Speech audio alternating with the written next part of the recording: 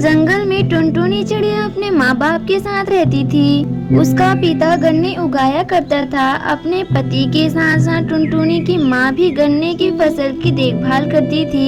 एक दिन दोनों पति पत्नी घर लौट रहे थे। ए जी थोड़ा रुको, मैं थक गई हूँ, अब मुझसे और उड़ा नहीं जा रहा, थोड़ा आराम करके घर चलूंगी। फिर दोनों पति पत्नी एक पेड़ की डाल पर बैठ जाते हैं। उस पेड़ की डाल पर बिजली का तार टूटकर गिरा था। उसकी चपेट में दोनों पति पत्नी आ जाते हैं और उनकी वही मौत हो जाती है। काफी देर हो जाती है। टुनटुनी के माँ बाप जब घर नहीं लौटते तब टुनटुनी को उनकी चिंता होने लगती है। तब तक आप लोग कमेंट में बताएं 24 - 9 = कितने होते हैं। पता नहीं आज मम्मी पापा कहाँ रह गए, रात हो गई है अभी तक नहीं आए। चारों तरफ अंधेरा हो गया है, कुछ दिखाई भी नहीं दे रहा है। क्या करूं, किससे पूछूं? टुनटुनी कालू काका के घर जाती है। कालू काका, ओ कालू काका, क्या आपने मेरे मम्मी पापा को देखा क्या? अभी तक वो घर नहीं आए हैं। नहीं बिटिया, मैंने उन्हें कहीं नहीं देखा। आज तो मैं अपने खेत पर गया ही नहीं। रात बहुत हो गई है, तुम घर जाओ, कल सुबह देखने जाऊंगा। अगले दिन टुनटुनी कालू कौवे के साथ अपने माँ बाप को ढूंढने जाती है। कालू कौवा टुनटुनी के साथ मिलकर उसके माता पिता को ढूंढने लगता है। अचानक वो जोर से चिल्लाता है, जल्दी इधर आओ, तेरे मम्मी पापा तो मर चुके हैं, इन्हें करंट लगा है।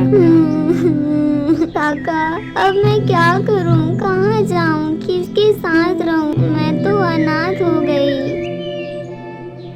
मत रो बिटिया, मैं तेरी बुआ दुलारी को फोन करके बुला लेता हूँ, तो उनके साथ उनके घर चली जाना। टुनटुनी का रो रो कर बुरा हाल था। अगले दिन उनकी बुआ दुलारी आती है और वो टुनटुनी को लेकर अपने घर जाती है। कुछ दिन यूं ही बीत जाते हैं। एक दिन दुलारी कबूतरी का पति उससे कहता है, अरे दुलारी, बैठे बिठाए उस मुसीबत को अपने गले में बांध लिया।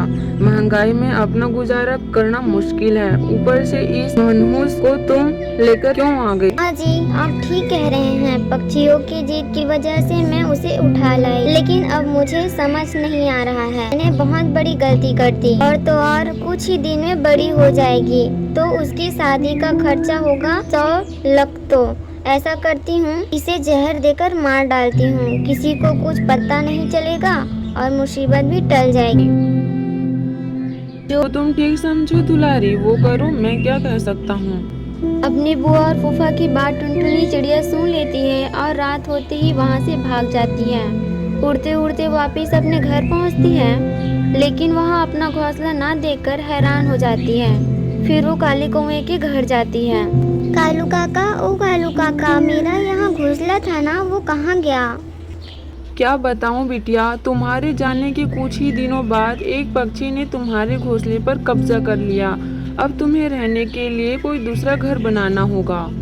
फिर टुनटुनी अपने गन्ने के खेत में पहुंचती है और वहां एक मिट्टी से अपने लिए एक सुंदर सा घर बनाती है। आज उसे अपने मम्मी पापा की बहुत याद आ रही थी। पापा मम्मा, अब मैं यहीं रहूंगी और आपकी तरह गन्ने की खेती करूंगी। आप जहाँ कहीं भी होंगे अपने बेटी को आशीर्वाद देना।